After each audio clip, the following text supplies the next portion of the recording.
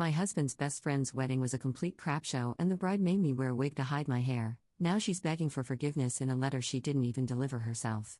Posted by you/remarkably proper. There's a bit of backstory to cover, so apologies for the exposition. My partner Joe, 24M, and I, 24F, have been together for 8 years and married for just under a month, yay. Joe's best friend Seth, 23M, and I have known each other since before Joe and I met. About a year and a half after Joe and I started dating, Seth started seeing Mia, 23F, and the double dates commenced. I've never been a huge fan of Mia since she's the type of person to eat 3/4 of her meal at a restaurant and then complain to the waitstaff until they comp the meal, among other things. In the summer of 2021, Seth bought a house for himself and Mia that needed a lot of work due to prior flooding. My partner and I went out there, and Joe and Seth did some work on the plumbing and subfloor. A few other times, Joe went out there to help with other stuff, and by the end of 2021, Seth had the place renovated into a pretty nice house. He and Mia invited us and some of our friends from the friend group out there for a New Year's party. They have a pretty nice detached garage/pole barn situation, so they got it set up with beer pong and speakers and stuff, meaning people were going back and forth from the pole barn to the house. At one point, it was just Seth and me in the house mixing drinks, and he confided in me that he wasn't entirely happy in his relationship. He talked about how Mia called him names, laughed at him, yelled at him, etc., and asked what he should do. I said what my partner would have said: "We have a spare bedroom if you need it." Every time we went out to Seth and Mia's house, Seth would find a way to confide these things in me. They gradually got worse, too. She threw stuff at him, slammed doors so hard they'd break off their hinges, stuff like that. Every time, I'd remind him we had a spare bedroom, but I couldn't outright tell him to leave her. It didn't feel like my place to make that call. Don't get me wrong, I definitely told him he deserved better, but I wanted him to connect the dots for himself. In October 2022, while at a Halloween party, Seth showed me a picture of the engagement ring he'd gotten. I don't remember much of the conversation beyond him asking if his proposal plan sounded good. I told him yes, I congratulated him, I did all the things I thought a friend should do. A month later, there were beautiful photos all over Facebook announcing the engagement, and that the wedding date was set for October 2023. In February 2023, Mia asked me to stand as a bridesmaid in her wedding, and I genuinely was shocked. We didn't talk much, even at their house parties. My partner, of course, was asked to be the best man, and he instantly accepted. I didn't know what to say. They'd asked us in front of the rest of the wedding party, and I hadn't been expecting it at all, so I accepted, too. It made me nervous thinking about it, but if that's what they wanted, then I was going to do my damnedest to make this wedding work for them. Despite everything Seth had told me, it wasn't my place to cause a scene about it. In March, Mia asked me to make sure my hair was a normal color for their wedding. It's worth mentioning that at the time my hair was a light lavender-ish color, and I'm no stranger to impulsively dyeing my hair a vibrant color. I told her I'd of course make sure it was a normal color, but she'd have to tell me what color. In all honesty, because my hair is always a different color, the request didn't bother me much beyond lamenting having to grow out whatever color she told me to go. Things really started to hit the fan in August on the bachelorette weekend trip. The drive up was about 2 hours, and Mia spent most of it telling us about the latest wedding drama, that her parents had decided to take all of the money they'd been setting aside for a wedding venue and use it to refurbish their pole barn. Mia's parents were demanding that Mia and Seth work long hours pouring concrete, putting up walls, and retiling roofs so the wedding could be held there. Mia talked about how her mother had been especially rude and condescending about the whole thing, calling her an ungrateful bitch when Mia talked about wanting the wedding to be somewhere else. I felt so bad for her, and I felt even worse when Mia's mother, along with 8 of her friends, crashed the bachelorette weekend. We were outnumbered in this Airbnb to the point that I had to sleep on the floor. There were 9 women, all 50 or older, impeding on Mia's bachelorette weekend in the drunk the entire weekend, throwing up into the lake off the paddleboat they crammed all 9 of themselves onto kind of way. Mia had been looking forward to one of those lazy river situations where you rent a bunch of inner tubes and coast down a river and all that. The morning of, though, these women decided it should be put to a vote whether they went, no doubt because some of them were still drunk and some were hungover, and the overall consensus was to skip the tubing, that all of the bridesmaids had already paid for, and instead hang out at the Airbnb. I grabbed a few pre-rolls from my luggage, took Mia by the arm, and sat out on the front porch with her. We shot the crap about everything, not just the awful turnout of the bachelorette party, but everything else. I felt like we really connected out there, talking about our partners and their friendship and what it would be like when we had kids and they'd have an extra aunt and uncle. For a long time, I thought Seth and Mia would be the godparents to my husband and my kids. A month before the wedding, Mia called an emergency bridal party meeting at their house. Per usual, my partner and I were the first ones there. Once the rest of the bridal party got there, minus Seth's little sister, she was left out of the bachelorette party trip. 2. We talked about the schedule of the day and how the bridal party would make entrances to the venue. At one point, Mia, who was quite drunk by then, pulled me aside and reminded me about the hair color. My hair at the time was split dyed red and pink. I asked her what color she wanted me to go, and she said, "Copper would look so good on you." About a week and a half before the wedding, I went out and got a brownish copper hair dye and did the job. Since I colored my hair pretty frequently, it wasn't the healthiest, and I tried my best to do hair masks and stuff to make sure it wasn't too brittle for styling on the day of the wedding. Then, a week before the wedding, my partner proposed to me. I, of course, posted pictures all over Facebook, and my hair in the pictures was copper. The Tuesday before the wedding, Mia texted me and asked if the color of my hair in those photos was how it would be for her wedding day. I said yes and reminded her that I'd asked her what color to do, and she had told me copper. She denied ever telling me that and said she would never have suggested copper since my dress was cinnamon-colored. She told me to send her a picture of myself wearing the dress so she could see if the colors clashed too badly. Before I could even send a photo of myself in the dress, she told me to just dye my hair an actual normal color. This turned into a massive back and forth of me telling her that I didn't have the money or time to go out and get my hair redone, and I was afraid if I dyed my hair again so soon, it'd break off and be even more awful. I offered to step out of frame for her pictures. I offered to have my hair up so it wasn't touching the dress. I offered to suggest to her photographer that they color correct my hair. Her mind was made up, though. She told me she'd have me wear a wig for the entire day. I told her I certainly couldn't afford a high-quality wig, and she told me she'd pay for it.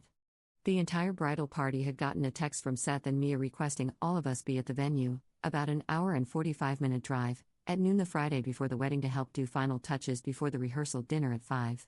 Of the entire bridal party, my partner and I were the only ones who showed up at noon. Everyone else didn't show until 5 or later. We went up to Seth to greet him, and the first thing he said to us was, "Is it too late to call it off?" And in proper supportive friend fashion, we told him no and reminded him of our spare bedroom. I'd had a nightmare the night before of the maid of honor beating the crap out of me when she saw my hair, so when she finally showed up around 5:30 and came right up to me, I nearly pissed myself. She held out her hand and pointed to her ring finger. It dawned on me that I had, indeed, gotten engaged a few days prior, easy to forget, given all the other stuff going on, and I held out my hand so she could see the ring. She gushed about how beautiful it was, and she told me she needed to talk to me outside after the rehearsal. Fair enough. I confided in her when we stepped outside that I was terrified she wanted to beat me up, and she told me the whole story of the texts, how she had told Mia not to send them and to let her handle it, how her work friends had read all the screenshots Mia sent and thought she was taking things way too far, etc. We talked for a long time, and at the end of it, she said she'd check with Mia on where the wig situation stood. Before the end of the night, she pulled me aside again and confirmed that Mia wanted me to wear the wig the entire night, and that she wouldn't settle for an updo or anything of the sort. The maid of honor then invited me to spend the night with the rest of the bridesmaids at Mia's house, which I politely declined. I was expected at a salon about an hour from my house the next morning at 8 a.m., and I arrived at 7:45 just to be safe. The rest of the bridesmaids, along with the bride, all showed up shortly thereafter. The salon is owned by one of Mia's mom's cousins, who also happened to be at the bachelorette weekend. She was one of the idiots puking off the side of the paddle boat. She got me in a chair before I had even set my bag down, and by 8 a.m., I had the most hideous wig slapped onto my head. She didn't even style it, didn't even bobby pin it down. It took 10 minutes, max. The other bridesmaids got their hair styled in super cute curls and waterfall braids, and I sat there with an unstyled, unflattering wig on my head that wasn't even properly covering my hairline. We got our makeup done at the salon, too, by a different lady. When I sat down in the chair, she asked me if I was okay, because nobody was speaking to me. I asked her if the makeup was waterproof or anything, and she told me to just try my best not to cry. She ended up doing my makeup pretty quickly, too, and in all, I spent maybe a half hour in a salon chair. The other bridesmaids had way more time for hair and makeup, and between the way the wig looked and the fact that none of them would even look at me, I excused myself to go out to my car. I have never cried the way I did in that car. I called Joe, who was riding with the groomsmen I was going to walk down the aisle with. I tipped my head down so the tears wouldn't leave tracks in my foundation. I cried that I wanted to go home and that I couldn't keep doing this. I told him how I felt like I was back in middle school and high school being bullied, all because I did what the bride told me to do. I dyed my hair the color she told me to dye it. He reminded me that I wasn't standing in the wedding for Mia, but for Seth. I told him I couldn't even do it for Seth, because Seth knew about the situation. Joe had talked to him about it, and wasn't willing to stand up for me. Which, I'm not saying I expected him to stand up to his soon-to-be wife for another woman, but it doesn't change the fact that I couldn't handle the pressure and the bullying. Joe told me then that I should do it for him, and that after this, we'd figure it out. After the ceremony, Al, the groomsman I had walked with, caught me crying. We were all supposed to be taking photos, and I couldn't stop thinking about how these people were supposed to be the godparents to our future kids, and they couldn't even stand to have me in the photos without a wig on my head. Al went into the house and came out with one of those little pocket-sized shooters of pink Whitney for me. After dinner, I slipped out to go to the bathroom, i.e., cry a bit more and call my mom. My mom told me to take the wig off and get a ride home, and that it wasn't worth it. I told her Mia was making me keep it on the entire night. Before she could really convince me to get the hell out of there, Joe tracked me down. He didn't know what to say, he just held me for a while, then told me I had to come back because they were starting speeches. Shortly after the dancing really got going and the sun had fully set, Elle started asking me if it had hurt if he yanked the wig off. I told him they hadn't even bothered to pin the damn thing down. I told him not to, because I didn't want to face the wrath of Mia. He asked me if I would rather spend the rest of the night miserable, and I shrugged my shoulders and told him to do whatever he wanted. He yanked the wig off and tossed it on one of the empty tables, then told me, if Seth or Mia have any crap to say, you tell them to come say it to me.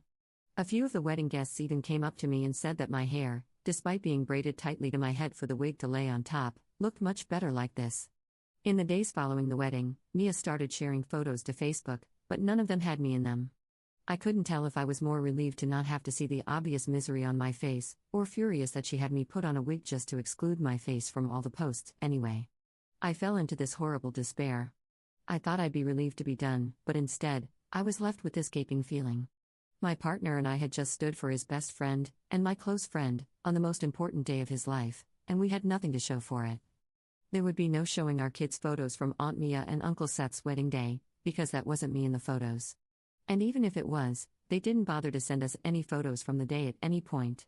2 weeks after Seth and Mia's wedding, we were hosting a Halloween party, partly as a gift to the newlyweds, and partly because they usually hosted Halloween, and we wanted to give them a break. They said they would come, but the night before the party, they canceled on us. As frustrated as I was to be throwing this party for them only for them to cancel, I can't say I wasn't a little relieved. I didn't know how to talk to either of them after that day, and I didn't want to be forced to figure it out quite yet. At the beginning of November, a month and a half after the wedding day, Joe sent Seth and Mia a message in a group chat without me in it. The message reiterated that they are always welcome at our house. We were hosting Friendsgiving at the end of November and had extended the invitation to them, but that we were both incredibly hurt by what went down with the wedding. Joe requested an apology for the hurt I was put through, especially after Mia told me to dye my hair copper, then tried to tell me she never would have said that. Mia responded that I was just mad because I didn't get what I wanted, that we were asinine if we thought she'd see my ugly AF hair and do anything other than throw a wig on my head, and that she wouldn't apologize for something she's not sorry for. The following day, Seth called Joe to apologize. Apparently, he told Mia not to send the message. He told Joe that he thought I also owed Mia an apology for taking the wig off at all. During that phone call, Seth said something along the lines of being done with the friend group, that he only wanted to hang out with Joe, over all of it. The friend group, who already didn't have the best impression of Mia even before all the crap went down, was unanimously fine with that decision.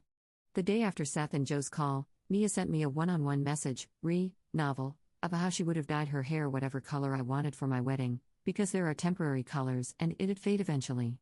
She also accused me of not knowing her well enough to be saying what I was about her mother back during the bachelorette trip, that I was being stuck up, and so on and so forth. I typed up a similar length response, and I'm proud to say I kept it civil. I reminded her that I did dye my hair the exact color she wanted, that I just refused to do it a second time in fear of frying my hair or making it look worse. I apologized for what I'd said about her mother, but I also told her that if I didn't know her well enough to talk honestly with her about something that was deeply troubling her, I never should have been standing in the wedding in the first place. I told her that if I was stuck up, I would have taken myself home instead of still standing in the wedding party, despite everything she put me through. It took 2 days for Mia to respond, and she replied with, after processing, I feel like I owe you an apology. End of message. We expected to see them at Friendsgiving and try to smooth things over in person, but Seth texted Joe a literal hour before they were supposed to arrive and said that Mia wanted to go look at Christmas lights in a city almost 2 hours away. Joe was faced with the impossible decision, as we grew closer to planning our own wedding, of whether Seth could be his best man. Ultimately, Seth made the decision for him by blocking me on Facebook and removing me from his contacts on everything. For a long time, that was it. Seth and Mia were strangers to us. We didn't even invite them to our wedding. The reason I hash this all out now, though, is that I'm left with an impossible situation, and I need help. In March of this year, about 2 months before Joe and my wedding, Seth called Joe while Joe was at work and asked what had happened to them. Joe asked if he was joking, and when he realized Seth wasn't, he laid it all out: the wig, the non-apology, the name-calling, all of it.